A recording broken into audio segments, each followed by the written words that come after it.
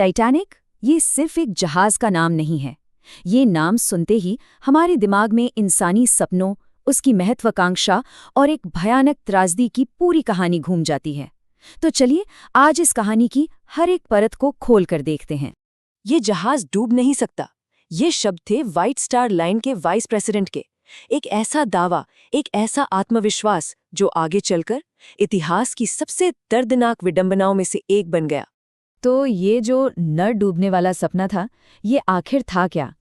देखिए, इस पूरी त्रासदी को समझने के लिए हमें पहले उस लेजेंड को समझना होगा जो टाइटैनिक खुद था, अपने दौर का एक चलता फिरता अजूबा।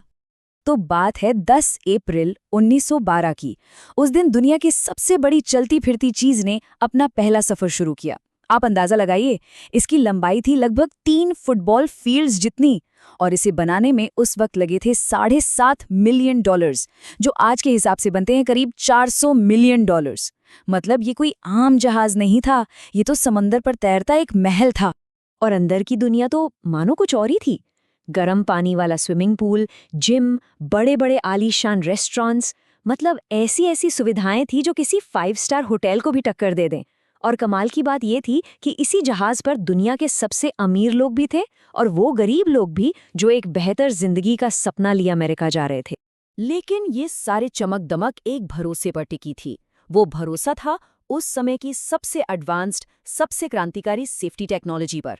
इसके डिजाइन में एक डबल बॉटम हल था और सबसे खास चीज थे 16 वाटरटाइट कंपार्टमेंट्स। मतलब ये डिजाइन ऐसा बनाया गया था कि माना जाता था इससे तो कुछ हो ही नहीं सकता।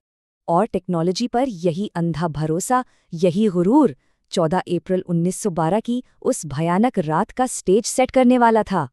7, बस ये एक नंबर याद रखिए। ये संख्या है उन बर्फ की चेतावनियों की, आइसबर्ग वार्निंग्स की, जो टाइटैनिक के क्रू को उस दिन मिली थी। और जानते हैं क्या हुआ? सातों की सातों चेतावनियों को नजरअंदाज कर दिया गया। तो सवाल ये है कि इतनी सारी वार्निंग्स के बाद भी जहाज अपनी फुल स्पीड पर क्यों चल रहा था? कप्तान ने जहाज धीमा नहीं किया। कहा जाता है कि उन पर कंपनी के चेयरमैन का प्रेशर था। उन्हें इसी पहली यात्रा में अटलांटिक पार करने का एक नया स्पीड रिकॉर्ड बनाना था। अब उस रात के माहौल को समझिए। आसमान में चांद नहीं था और समंदर शीशे की तरह एकदम शांत। ऐसी शांति में आइसबर्ग्स को दूर से देख पाना लगभग नामुमकिन हो जाता है। फिर रात के 11:39 पर पहरेदार को ठीक सामने एक विशाल हिमखंड नजर आया। लेकिन तब तक बहुत देर हो चुकी थी। ठीक 1 मिनट बाद टाइटैनिक की किस्मत पर ताला लग गया।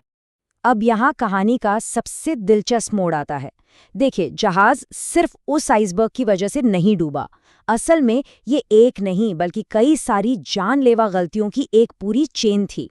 टक्कर आमने सामने की नहीं थी।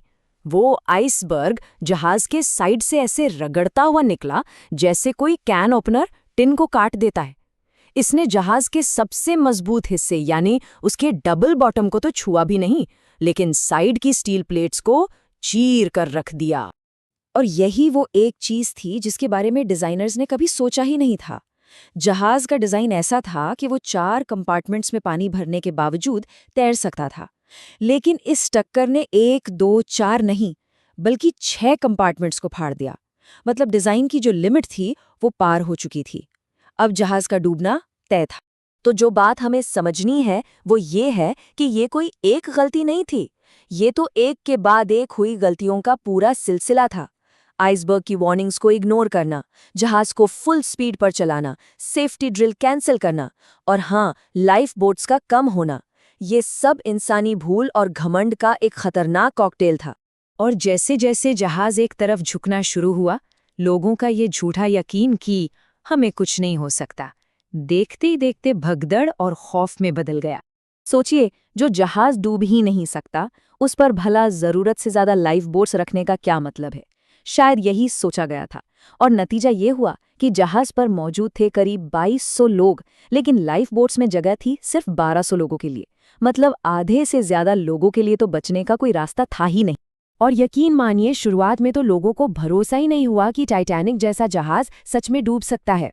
हालत ये थी कि जो पहली लाइफ बोट पानी में उतारी गई उसमें 65 लोगों की जगह थी, लेकिन उसमें बैठे थे सिर्फ 28 लोग। ये एक ऐसी गलती थी जिसकी कीमत बहुतों को अपनी जान देकर चुकानी पड़ी। 1500 ये वो आंकड़ा है उन लोगों का जो तब भी उस डूबते हुए जहाज पर फंसे रह गए थे जब सुबह 2:05 पर आखिरी लाइफबोट को नीचे उतारा गया। और इस पूरी कहानी का सबसे दुखद पहलू जानते हैं क्या है? मदद बहुत पास थी। सिर्फ 37 किलोमीटर दूर SS कैलिफोर्नियन नाम का एक जहाज था। उसके क्रू ने टाइटैनिक से छोड़े गए इमरजेंसी रॉकेट भी देखे, लेकिन उन्होंने उसे किसी पार्टी की आतिशबाजी समझकर अनदेखा कर दिया। और जो लोग उस बर्फीले पानी में गिरे, उनके लिए बचने का कोई चांस नहीं था। समंदर का तापमान था -2 डिग्री सेल्सियस। इतने ठंडे पानी में हाइपोथर्मिया से मौत होने में कुछ मिनट ही लगते हैं। जब अगली सुबह दुनिया तक ये खबर पहुंची तो सब सन्न रह गए। ये एक ऐसा सदमा था जिसने पूरी दुनिया को हिलाकर रख दिया, और इस एक हादसे ने समुद्री यात्रा के नियम कानून हमेशा हमेशा के लिए बदल दिए। इस हादसे के बाद कई बड़े बदलाव हुए। नए सख्त अंतर्राष्ट्रीय कानून बनाए गए, जैसे इंटरनेशनल आइस पेट्रोल बनाया गया जो आज भी अटलांटिक में आइसबर्ग्स पर नजर रखता है। और सबसे बड़ा नियम ये बना कि अब हर जहाज पर हर एक इंसान के लिए लाइफ बोट में जगह होना जरूरी है। फिर हादसे के 70 सालों बाद साल 1985 में आखिरकार टाइटैनिक का मलबा खोज निकाला गया। समंदर की सतह से लगभग 4 किलोमीटर नीचे 2 टुकड़ों में टूटा हुआ वो धीरे धीरे प्रकृति में वापस समा रहा था।